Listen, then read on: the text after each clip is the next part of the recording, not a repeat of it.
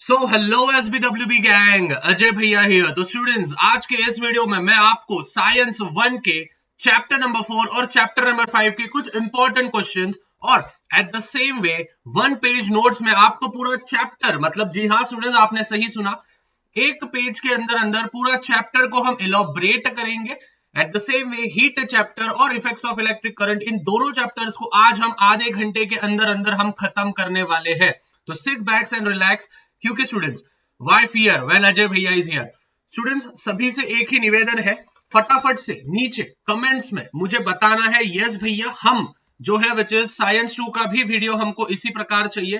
तो सब जन बच्चे नीचे कमेंट में साइंस टू कमेंट करेंगे। लगभग लगभग 500 प्लस कमेंट्स मुझे इस पर्टिकुलर वीडियो पे हो जाने चाहिए। और at the same way likes का एम रखते हैं 1.3 के लाइक्स। जी हाँ स्टूडेंट्स, तो फटाफट से 1.3 के लाइक्स कर देना है। 1.3 के लाइक्स मतलब 1300 लाइक्स। तो नीचे लाइक का बटन है, क्लिक मारो, जिससे कि बाकी बच्चों को ये वीडियो रिकमेंड होगा और उनको भी हेल्प होगी। क्योंकि स्टूडेंट्स, हेल्प करोगे तो हेल्प मिलेगा, तो हेल्प करने में पीछे नहीं हटने का कभी, क्या।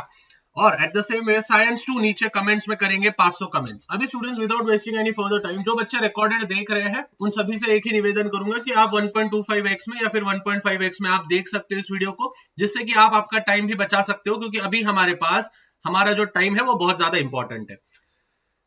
सबसे पहले स्टूडेंट, अगर मैं बोलूं तो मैंने which is periodic classification of elements और at the same way chemical reaction and equation के भी ऐसे वीडियोस बना के रखे हैं। लिंक इन द डिस्क्रिप्शन, जाके देख लेना। 20,000 से ज्यादा बच्चों ने महाराष्ट्र के उस वीडियो को देख लिया है। जी हाँ स्टूडेंट्स, 20,000 प्लस स्टूडेंट्स ने वो देख लिया है 2 दिन के अंदर अंदर। सबसे पहले यहाँ पे जैसे आप देख सकते हो स्टूडेंट्स, हम चैप्टर शुरू कर रहे हैं which is effects of electric current. इसका नोट्स वगैरह सभी चीजें आपको मिल जाएगा, जिससे कि साइंस 1 का जब पेपर होगा तो आप क्विक रिवीजन करने में आपको इजी होगा। तो ये मैं शाह कोचिंग क्लासेस एप्लीकेशन के फ्री मटेरियल में डाल दूंगा, तो ऐप को डाउनलोड कर लेना। सबसे पहले इफेक्ट्स ऑफ इलेक्ट्रिक करंट के 3 इफेक्ट्स होते हैं। पहला होता है एनर्जी ट्रांसफर, मतलब कि स्टूडेंट जैसे आपने देखा होगा कि हम हमारे घर के ऊपर सोलार लगाते हैं, तो उस सोलार से एक तो हम सोलार हीटर जनरेट करते हैं या फिर इलेक्ट्रिसिटी हम जनरेट करते हैं।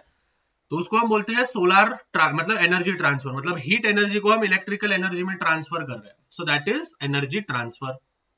After that effects of electric current, मतलब heating effects of electric current, मतलब इलेक्ट्रिक करंट के वजह से, इलेक्ट्रिक करंट को हम वैसे आई से डिनोट करते हैं, जिसको हम एम्पियर में गिनते हैं, मतलब यूनिट है उसका ऐसा यूनिट।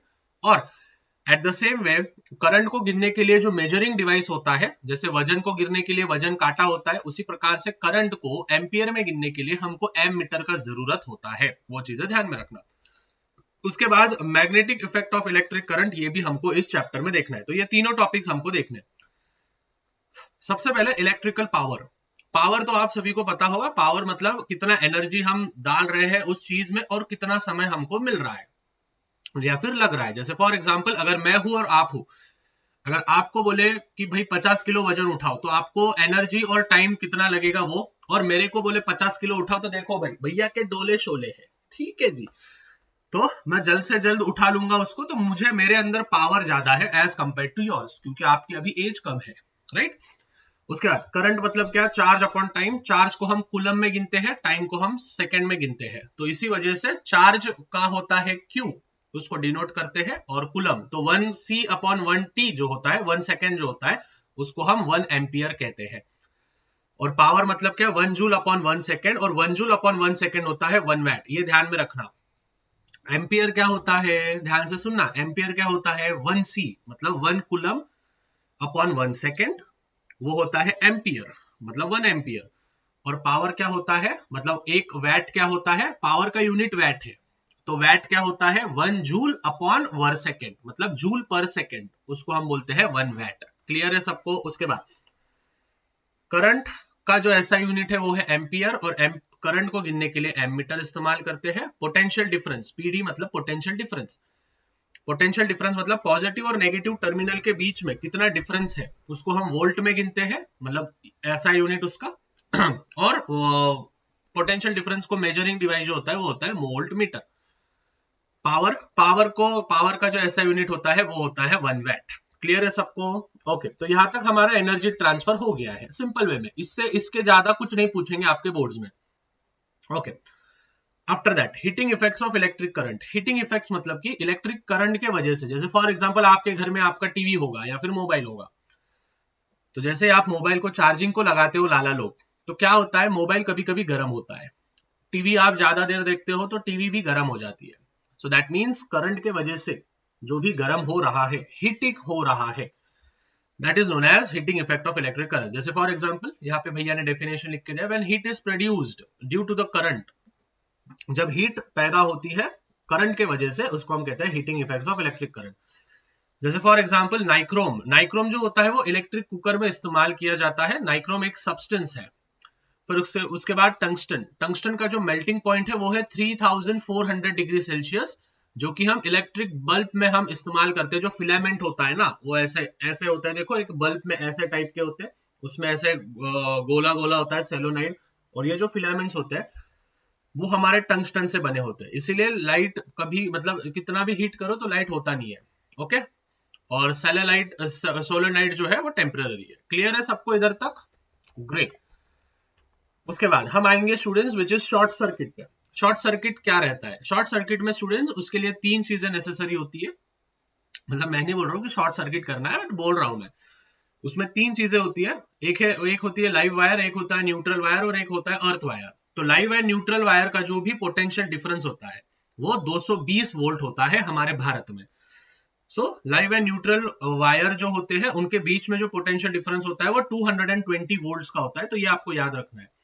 और अगर बाय चांस लाइव वायर और न्यूट्रल वायर एक दूसरे के कांटेक्ट में आ गया, लाइव वायर है न्यूट्रल वायर है, एक दूसरे के कांटेक्ट में आ गया, तो शॉर्ट सर्किट होगा और उससे बहुत ज्यादा नुकसान हो सकता है। अगर उधर कपड़ा या फिर लकड़ा बिकड़ा होगा तो वो भी जल जाएगा और उसके साथ वाले को भी जला देगा। ठीक है, इसलिए जल कुट्टे लोगों के साथ रहने का नहीं। क्या? एंड फॉर ओवरलोडिंग, अगर आप भी जल कुट्टे नहीं हो तो एक बार शेयर करना वीडियो को। ठीक है, देखो अगर आपने शेयर नहीं किया ना भाई, ये सुन रहे हो और आपने अगर शेयर नहीं किया तो जाहिर सी बात है आप जल कुट्टे हो। ठीक है शेयर करो पटाख से।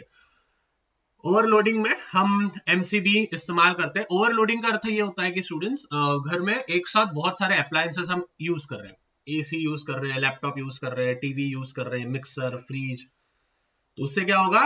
ओवरलोडिंग बढ़ जाएगा। और ओवरलोडिंग अगर बढ़ गया मतलब ज्यादा करंट हम इस्तेमाल कर रहे हैं घर में, तो वो जो खटका होता है ना, एमसीबी बोलते हैं हम उसको, पिछले साल पेपर में आया था, तो खटका गिर जाता है। अभी स्टूडेंट जो जो मैंने इस वन पेज नोट्स में लिखा है ये सभी का सभी कुछ ना कुछ डायरेक्ट रिलेशन है आपके पीवाई क्यूज से। तो इसलिए ये नोट्स बनाने के लिए भैया को बहुत ज्यादा मेहनत लगा है, तो अच्छे से समझ के लेना। क्लियर? उसके बाद मैग्नेटिक इफेक्ट, यहां तक ही था आपका heating effect of electric current. Solenoid वगैरह वो तो आप डेफिनेशन लर्न कर लेना, जो क्या बोलते हैं विच इज रैपिंग वायर होता है कॉपर का, वो वाला। Magnetic effect of electric current, ये सबसे पहले हेंस ओरिस्टेड नाम के एक साइंटिस्ट थे, उन्होंने इलेक्ट्रोमैग्नेट यूज किया था, बनाया था। Now, what is mean by electromagnet? Electromagnet का अर्थ होता है इलेक्ट्रिसिटी और मैग्नेट। ठीक है, इलेक्ट्रिसिटी और मैग्नेट, इलेक्ट्रिसिटी और मैग्नेट का ये डायरेक्ट कनेक्शन है। देखो एक एग्जांपल देता हूं मैं। ठीक है, ये चीज शायद आपको पता होगी नहीं होगी मुझे पता नहीं है। देखो सपोज फॉर एग्जांपल यहाँ पे भैया ने एक सर्किट लगाया है। सर्किट तो सबको समझता है जिसमें सभी चीजें है, और इस सर्किट के आजू बाजू में अगर मैं मैग्नेटिक फील्ड जनरेट कर रहा हूं, इस सर्किट के आगे या फिर आगे पीछे में कौन सा फील्ड जनरेट कर रहा हूं? Magnetic field. सर्किट है, सर्किट के बाजू में आगे पीछे में मैग्नेट घुमा रहा हूं, तो कुछ समय बाद क्या होगा? इस सर्किट में करंट फ्लो होना शुरू हो जाएगा। इसको हम कहते हैं magnetic effect of electric current. समझ में आ रहा है? मतलब कि मैग्नेट के इफेक्ट के वजह से इलेक्ट्रिक करंट जनरेट हो गया। यही चीज हमारे विच इज किस में चलती है? विच इज इलेक्ट्रिक मोटर और इलेक्ट्रिक जनरेटर में। मैं आगे बताऊंगा आपको। समझ में आया? Magnetic effect of electric current क्या? देखो पहले एनर्जी ट्रांसफर पढ़ाया, जिसमें क्या हो रहा था? सोलर एनर्जी जो थी या फिर हीट एनर्जी जो थी वो इलेक्ट्रिकल एनर्जी में कन्वर्ट हो गई एग्जाम्पल के थ्रू। फिर heating effects of electric current में क्या था कि भाई करंट के वजह से हीट जनरेट होता है। अभी क्या? मैग्नेट के वजह से इलेक्ट्रिसिटी जनरेट हुई, तो इसीलिए हेंस ओरिस्टेड ने तो इसको क्या बोल दिया? इलेक्ट्रोमैग्नेट इसको नाम दे दिया। Electro stands for electricity, magnet stands for magnet. ठीक है, या फिर मैग्नेटिक फील्ड। Clear everyone? ठीक है, इसको रब कर देता हूं क्योंकि कैसा आपको नोट्स मिलेगा ना फिर अच्छे से। ओके, कहां पे थे हम? Yes, Hans Oersted. ठीक है। तो इलेक्ट्रिक मोटर और इलेक्ट्रिक जनरेटर। अभी सबसे पहले हम राइट हैंड थंब रूल देखेंगे। तो राइट हैंड थंब रूल का क्या बोलने का, स्ट्रेच और राइट हैंड थंब रूल वगैरह वगैरह। तो ये RHS मतलब राइट हैंड है। ऊपर का जो डायरेक्शन है मतलब जो थंब होगा वो डायरेक्शन ऑफ द करंट बताएगा, और ये जो कर्ल्ड फिंगर्स होंगे ये मैग्नेटिक फील्ड बताएगा। सिंपल, बहुत बढ़िया। उसके बाद फ्लेमिंग्स लेफ्ट हैंड रूल अच्छे से समझना। Fleming's left hand rule, Fleming का जो लेफ्ट हैंड रूल है, जो हमारा इंडेक्स फिंगर है, कंडक्टर, फिर मैग्नेटिक फील्ड और फिर करंट, ठीक है, मिडल फिंगर वगैरह। क्लियर है इधर तक? ये तो सिंपल सिंपल से है। तो फ्लेमिंग्स लेफ्ट हैंड रूल समझ गया। तो ये इलेक्ट्रिक मोटर का है, ठीक है। Fleming's left hand rules for electric motor, ठीक है। उसके बाद what is mean by galvanometer, ठीक है। गैल्वेनोमीटर क्या होता है वो हम देखेंगे। Galvanometer gets deflected, this is called Faraday's electromagnetic induction. मतलब अगर आपको एग्जाम में आया कि फैराडेज का इलेक्ट्रोमैग्नेटिक इंडक्शन बताओ, तो समझ जाने का कि गैल्वेनोमीटर जब डिफ्लेक्ट होता है, गैल्वेनोमीटर क्या होता है स्टूडेंट्स, कि अगर उस सर्किट में करंट या फिर पोटेंशियल डिफरेंस है तो वो गैल्वेनोमीटर ऐसा डिफ्लेक्ट होता है। जैसे अपने गाड़ी में कैसा वो जो कांटे होते हैं देखो गाड़ी में, तो वो ऐसा ऐसा डिफ्लेक्ट करता है ना, कितना स्पीड हो रहा है। So whenever galvanometer gets deflected, this is called Faraday's electromagnetic induction. Clear है सबको? अभी स्टूडेंट ध्यान से समझना, इलेक्ट्रिक मोटर और इलेक्ट्रिक जनरेटर हैंड्स डाउन आपको पूरा के पूरा लर्न करना पड़ेगा, नहीं तो रट्टा मारने का, ठीक है। अगर आपसे लर्न नहीं, मतलब अगर आपको समझ में नहीं आ रहा है तो भाई मैं तो यही कहूंगा कि भाई रट्टा मार लो, ठीक है। पेपर में आने के सबसे ज्यादा चांसेस उसके ही होते हैं। उसके बाद फ्लेमिंग्स लेफ्ट हैंड रूल, जैसे मैंने यहाँ पे डायग्राम बताया है, कंडक्टर, इंड्यूस्ड करंट और मैग्नेटिक फील्ड। यहाँ पे क्या था बस ध्यान में रखना, यहाँ पे इधर मैग्नेटिक फील्ड था, यहाँ पे इधर से मैग्नेटिक फील्ड आ गया, क्योंकि राइट हैंड है ना, राइट हैंड, समझे। So you have to look in that manner. AC जो है वो अल्टरनेटिंग करंट है, डीसी जो है वो डायरेक्ट करंट है। हमारे घर में जो होता है विच इज एसी यूज करते हैं, और एसी का जो फ्रीक्वेंसी है वो है 50 हर्ट्ज, वेयरएज डीसी का जो होगा वो 0 होगा, ठीक है, क्योंकि डायरेक्ट है। एसी जो है वो वाइब्रेटिंग करंट है, टू एंड फ्रो मोशन में जाता है, ऊपर नीचे ऊपर नीचे। डायरेक्ट करंट जो है वो लीनियर करंट है, लीनियर मतलब एक ही लाइन में जाता है। क्लियर? और इलेक्ट्रिक जनरेटर, एसी जनरेटर आपको लर्न करके रखना है। सो आई होप स्टूडेंट्स ये सभी चीजें आपको समझ में आ गई है। जितना जितना मैंने बोला है इतना इतना सबसे ज्यादा इंपॉर्टेंट होगा आपके effects of electric current chapter से। हेलो, ध्यान दो। Okay, after that moving on to the heat chapter. Heat chapter में सबसे पहले स्टूडेंट्स यहाँ पे मैंने कुछ इंपॉर्टेंट लिख के दिया है। होप्स एपरेटस जो है उसके बारे में यहाँ पे मैंने चर्चा नहीं की है, क्योंकि वो इंपॉर्टेंट है, वो आपको लर्न ही करना पड़ेगा।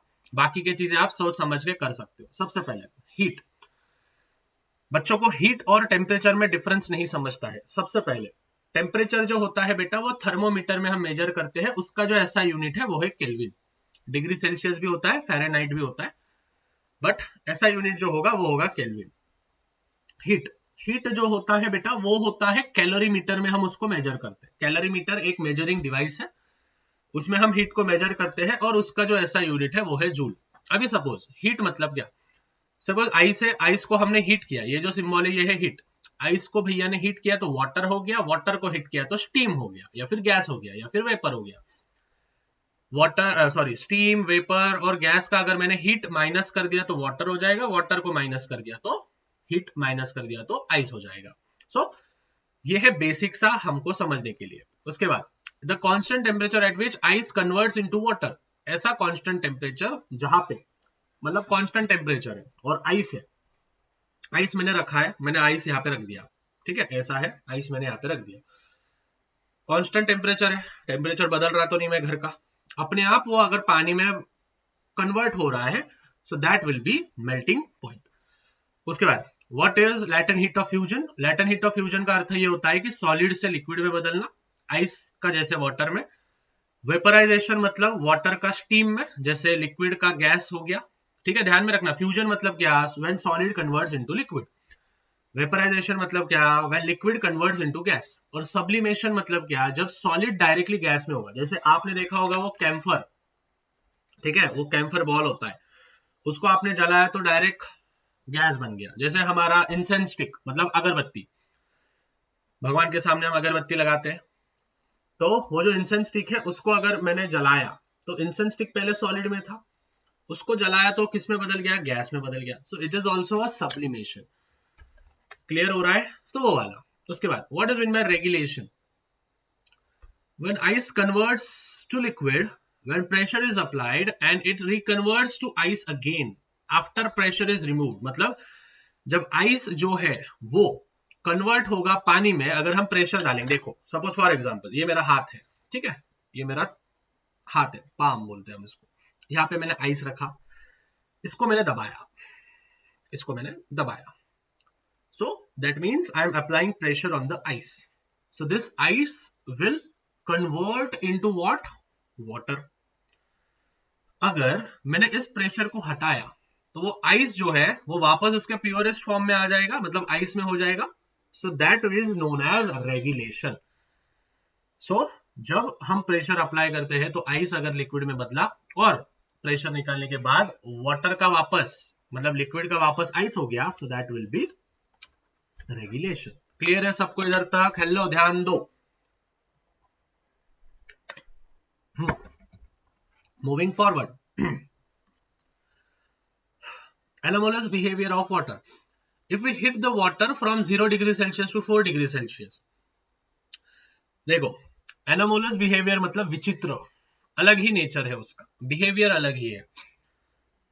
हमको पता है स्टूडेंट्स कि भाई अगर 0 डिग्री सेल्सियस पे होना चाहिए तो कोई भी सब्सटेंस जो होगा वो जकड़ जाएगा, कॉन्ट्रैक्ट हो जाएगा, और 4 डिग्री सेल्सियस पे मेल्ट हो जाएगा। लेकिन आइस ऐसा पागल जैसा करता है, सॉरी वाटर ऐसा पागल जैसा करता है, 0 पे वो कम फ्रीज होता है लेकिन 4 डिग्री सेल्सियस पे ज्यादा फ्रीज हो जाता है।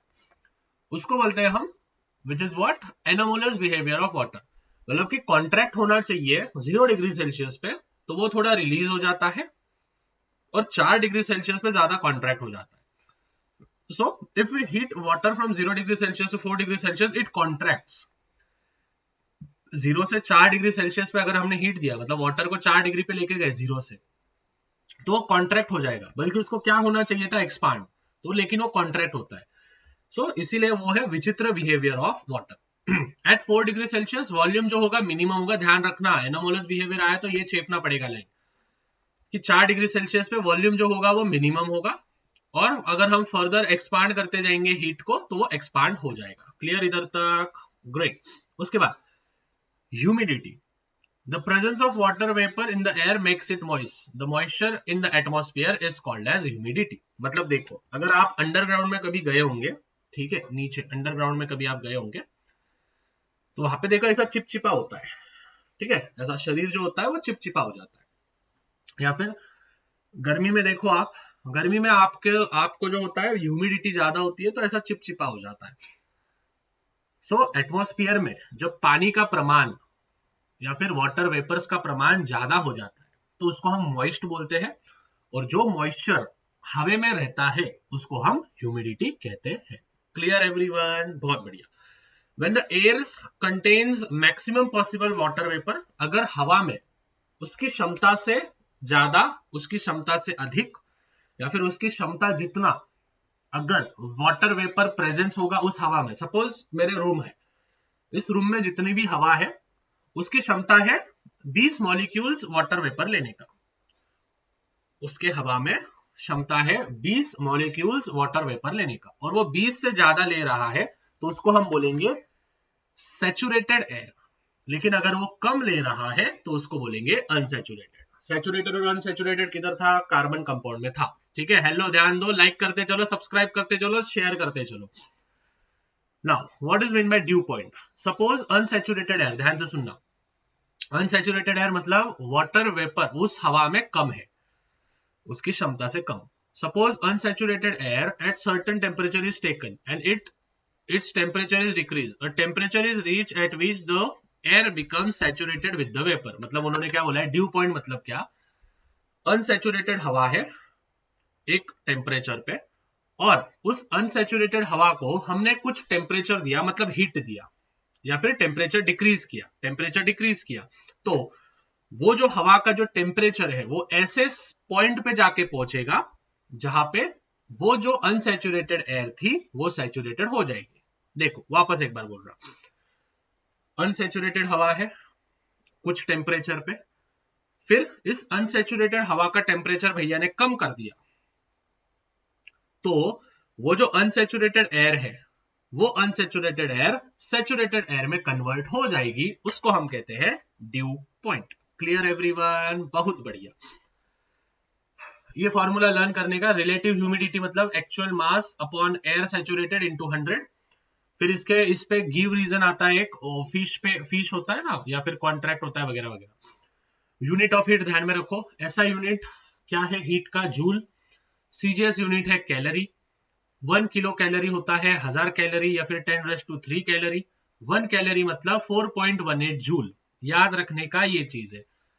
उसके बाद specific heat capacity, the amount of heat energy मतलब हर एक ऑब्जेक्ट का हीट का कैप्चर करने की क्षमता, कैपेसिटी अलग अलग होती है उसी टेम्परेचर पे, उसको हम कहते हैं which is specific heat capacity. आपको देखो वो बॉक्स दिया था, उस पे हमेशा क्वेश्चन आता है पहला कौन सा वैक्स में से नीचे जाएगा। सो आयरन का जाता है, फिर लीड का जाता है मेरे ख्याल से, और कॉपर का था क्या? अच्छा, तो कॉपर जाएगा फिर लीड जाएगा।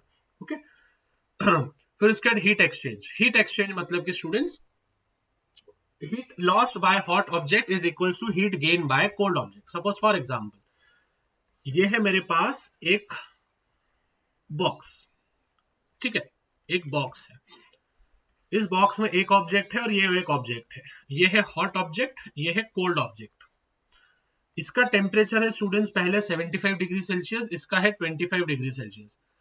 अब ये तब तक इसको हीट देगा जब तक दोनों का टेम्परेचर सेम नहीं हो जाता है। मतलब ये 25 डिग्री सेल्सियस इसको देगा तो ये कितना हो जाएगा 50 डिग्री सेल्सियस, और ये भी कितना हो जाएगा 50 डिग्री। देखो ना, इसमें से 25 उधर चले गया, सो ये प्लस हो गया, इसमें से माइनस हो गया, तो ये भी 50 हो गया, ये भी 50 हो गया। मतलब heat release by an hot object is equal to heat gain by an cold object.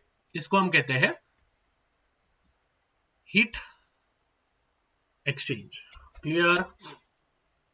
Okay फिर उसके बाद तो ये हमारा प्यारा सा फॉर्मूला है, मास स्पेसिफिक हीट, सी को हम स्पेसिफिक हीट करते हैं, और change in temperature t. Heat exchange का फॉर्मूला याद रखना, Q equals to Q1 plus Q2। So I hope students this video was very much valuable for you. देखो स्टूडेंट्स, एक एक पेज में सभी चीजें मैंने बताने की कोशिश की है। एक्सप्लेनेशन भी मैं डायरेक्ट नोट से देने वाला था, बट चलो ठीक है, मैं बोला एक बार एक्सप्लेन भी कर देता हूँ जिससे आपको और अच्छे से समझ में आएगा। सो स्टूडेंट्स प्लीज ज्यादा से ज्यादा इस वीडियो को शेयर करो, चैनल पे नए होंगे तो चैनल को सब्सक्राइब करो, और ये नोट्स अगर आपको चाहिए तो प्लीज एप्लीकेशन को डाउनलोड करो, SHAHA शाह कोचिंग क्लासेस, ये आपको प्ले स्टोर ऐप स्टोर पे मिल जाएगा, तो जाओ फटाफट से एनरोल करो, फ्री ऑफ कॉस्ट है।